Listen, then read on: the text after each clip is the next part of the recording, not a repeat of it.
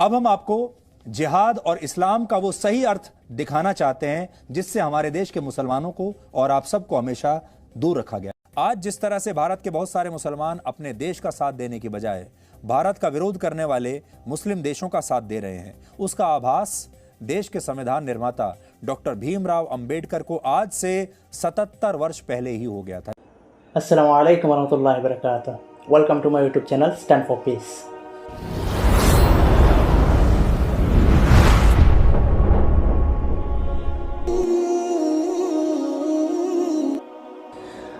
दोस्तों, जैसे कि हम सबको पता है, बहुत सारे किताबों पे, बहुत सारे ड्रामा में, बहुत सारे फिल्मों के द्वारा लोगों को ये बताया गया है कि इस्लाम विदेशी है और बाकी सारे स्वदेशी है।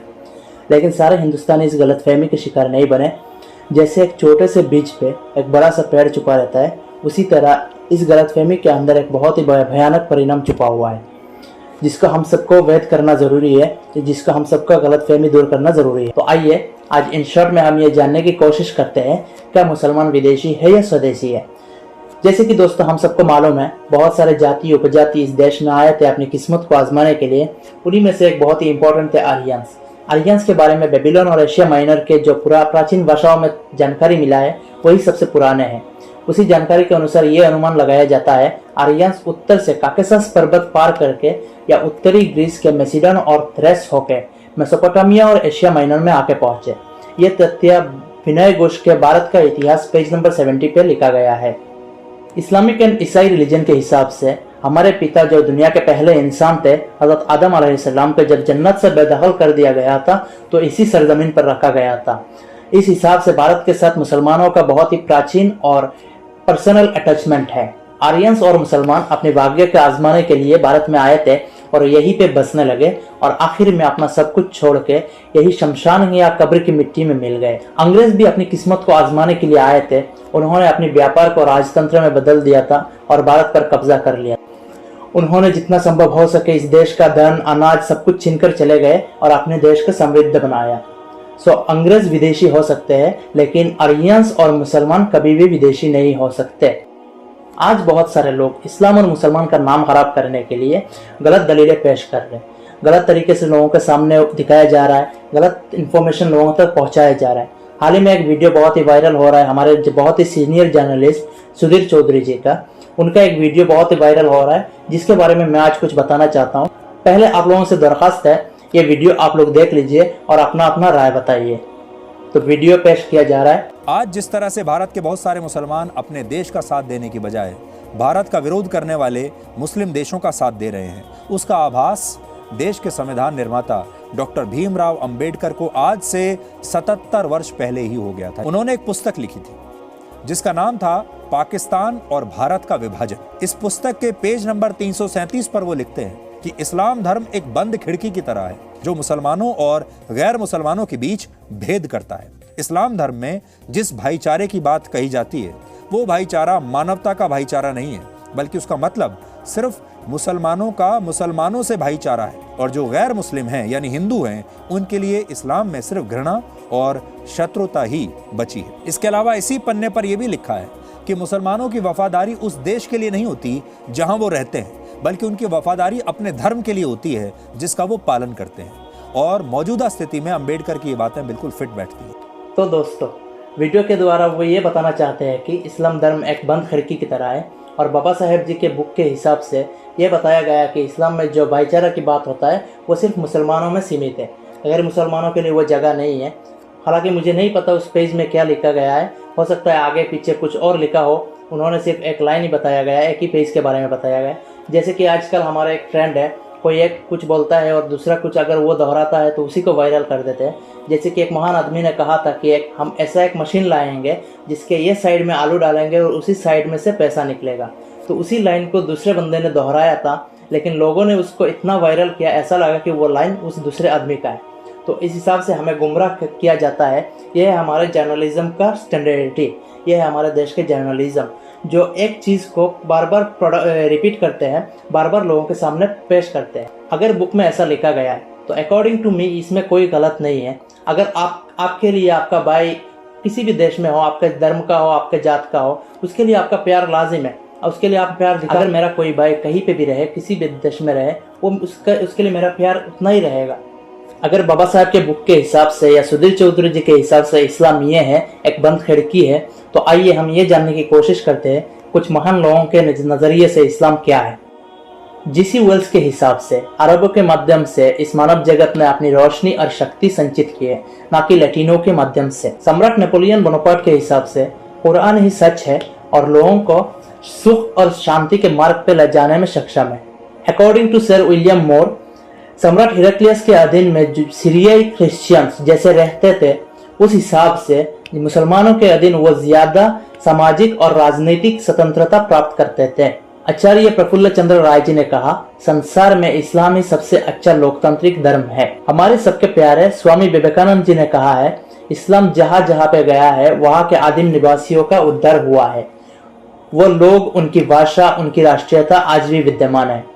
उन्होंने उनकी ईस्ट एंड वेस्ट बुक के 115 पेज पर यह लिखा है, यूरोप का उद्देश्य यह था कि हम सबको नाश करेंगे और हम जीवित रहेंगे। आर्यंस का उद्देश्य यह था सबका हमारे बराबर करना है। इस हिसाब से अगर हम देखेंगे तो इस्लाम जहाँ पे भी गया है, आप वहाँ पे किसी पे भी जबरदस्ती नहीं की है। वो लोग, उनकी भाषा, उनकी राष्ट्रीयता आज भी मौजूद है।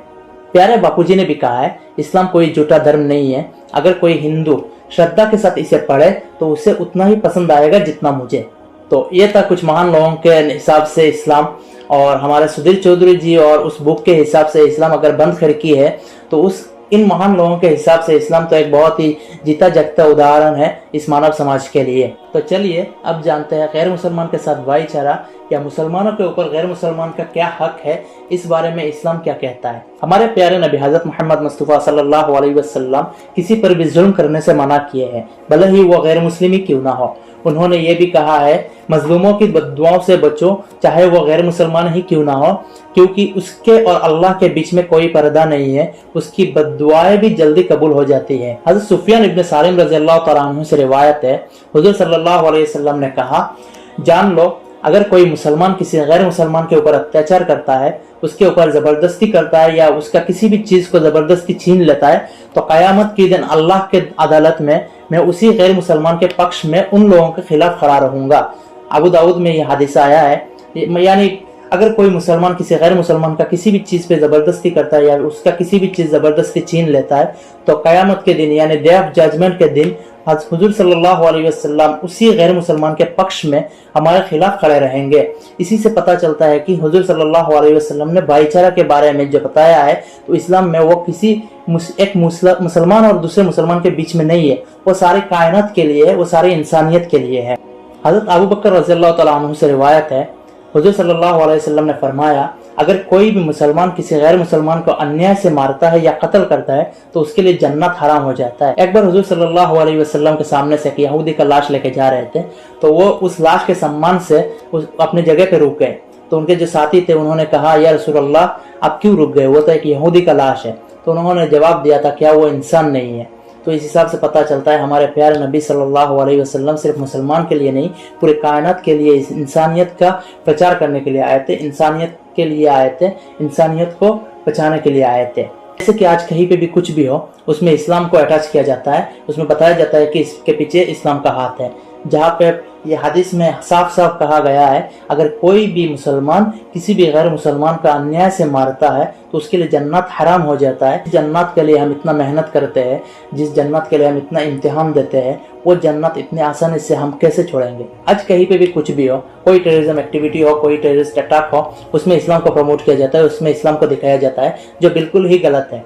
जैसे कि इस्लाम में साफ साफ कहा गया है, हदीस में सब साफ साफ आया है, अगर आप किसी भी इंसान को अन्याय से मारोगे, बिना कारण उसको मारोगे, तो आपके लिए जन्नत हराम हो जाएगा। अगर कोई टेररिज्म, कोई इस्लाम को प्रमोट करेगा तो उसको वो जन्नत को हराम क्यों करेगा, वो जहन्नम में जाना क्यों चाहेगा।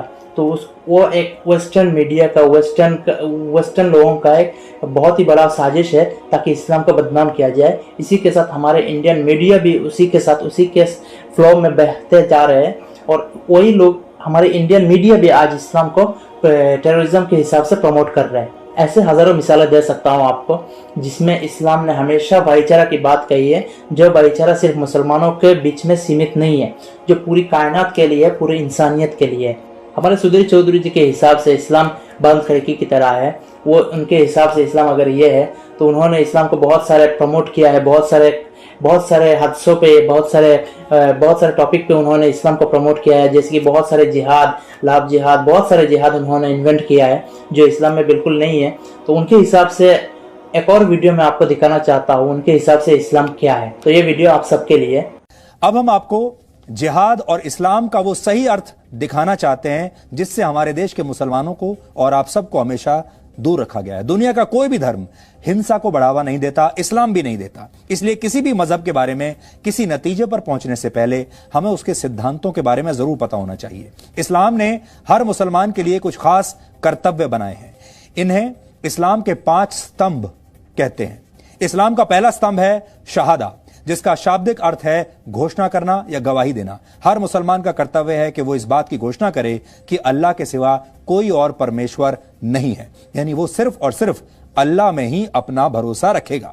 दूसरा स्तंभ है सलात, फारसी में इसी को नमाज भी कहते हैं। इस्लाम कहता है कि हर मुसलमान के लिए दिन में 5 बार नमाज पढ़ना जरूरी है। इस्लाम का तीसरा स्तंभ है ज़कात, आप इसे साल में 1 बार किया जाने वाला दान भी कह सकते हैं। हर मुसलमान के लिए जरूरी है कि वो अपनी आय का, अपनी आमदनी का एक हिस्सा जरूरतमंदों को दान जरूर दे,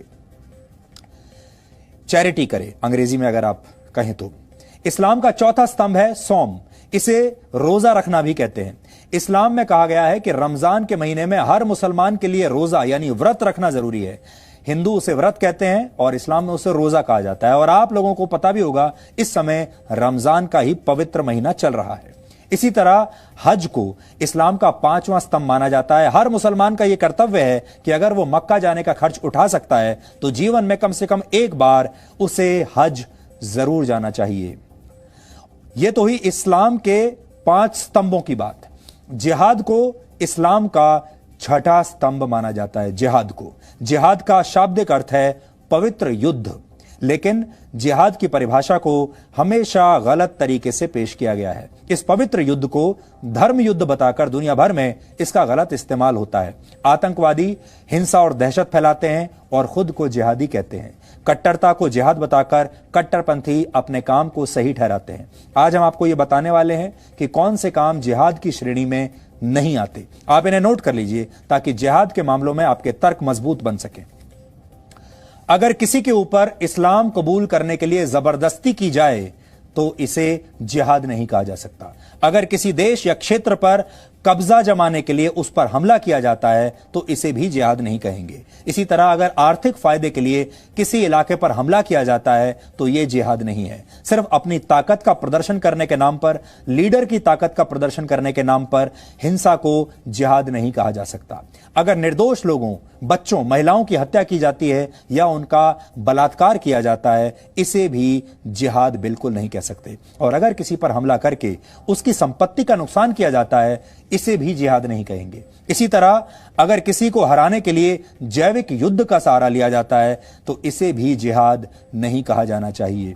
जिहाद ही नहीं, इस्लाम में तो साधारण युद्ध के लिए भी कई सख्त नियम हैं और इन नियमों का पालन न करना गुनाह माना गया है। पहला नियम यह है कि आप युद्ध की पहल खुद नहीं कर सकते। यह युद्ध किसी बादशाह या सुल्तान के निर्देश पर नहीं बल्कि सिर्फ किसी धार्मिक नेता के कहने पर ही शुरू किया जा सकता है। ये नियम ये भी कहते हैं कि युद्ध में दुश्मन को भी पूरा सम्मान देना चाहिए और दुश्मन सैनिकों के साथ न्याय करना चाहिए। दुश्मन सेना के घायल सैनिकों का इलाज उन्हें अपना सैनिक मानकर करना चाहिए। युद्ध जितनी जल्दी हो सके उसे समाप्त करना चाहिए। अगर दुश्मन शांति की पहल करे तो फौरन युद्ध विराम की घोषणा कर देनी चाहिए। युद्ध के दौरान कुओं या पानी के स्रोतों में जहर डालना बिल्कुल प्रतिबंधित है। आधुनिक युद्ध की भाषा में कहें तो रासायनिक या जैविक हथियारों से हमला करना गुनाह माना गया है।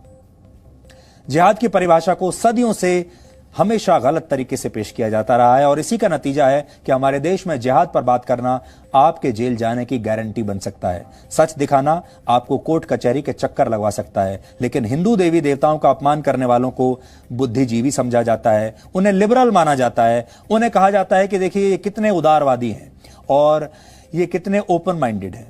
उन्हें मानवतावादी कहा। तो जैसे कि आप सबने देखा है, उनके हिसाब से पहले वीडियो में हमने देखा है कि उनके हिसाब से इस्लाम ये है। फिर ये वीडियो में उन्होंने ये बताया, इस्लाम के बारे में बहुत सारे बातें बताई है जो हालांकि सच है। ये वीडियो जो है उन्होंने जो बताया है हालांकि वो सच है। इस्लाम हमेशा शांति और भाईचारे की बात करता है। इस्लाम में अगर हम किसी भी लोगों से मिलते हैं, किसी से भी मिलते हैं, तो हम पहले अस्सलामु अलैकुम वरहमतुल्लाहि वबरकातुहू कहते हैं, जिसका मतलब है आपके ऊपर शांति और बरकत नाजिल हो, अल्लाह आपको शांति और बरकत अता फरमाए। तो जिसका मतलब ये होता है अगर हम शुरुआत ही शांति और बरकत से करते हैं तो इसमें टेररिज्म कहाँ से आ गया, ये मेरे समझ से परे है। हमारे इंडियन मीडिया का हालत अभी ऐसा है, अभी एक मुंह से दो तरह की बात करते हैं, एक बार ये बोलते हैं एक बार वो बोलते हैं। तो ऐसे लोग हमारे समाज में बहुत सारे हैं, हमारे आसपास में बहुत सारे हैं, यहाँ तक कि हमारे परिवार में भी है। तो मेरी दरख्वास्त ये है हम सब ऐसे लोगों से जितना हो सके दूरी बनाए रखें, जितना हो सके उनसे बचे रहें। और मेरी दरख्वास्त आप सबसे ये है, आप हमारे आने वाली जो जनरेशन है उनको एक सही दिशा पे लेके जाना हमारी जिम्मेदारी है। तो आइए हम सब मिलके इस इंसानियत के बुनियाद पे, इस भाईचारे की बुनियाद पे एक नया समाज को निर्माण करते हैं, जिसमें हमारे आने वाली पीढ़ियों को, हमारे नेक्स्ट जनरेशन को एक अच्छा फ्यूचर मिले और सारे लोगों में प्यार मोहब्बत बने रहे। इसी उम्मीद पे आज यहाँ तक, मिलते हैं नेक्स्ट वीडियो पे। तब तक अस्सलामु अलैकुम वरहमतुल्लाहि वबरकातुहू।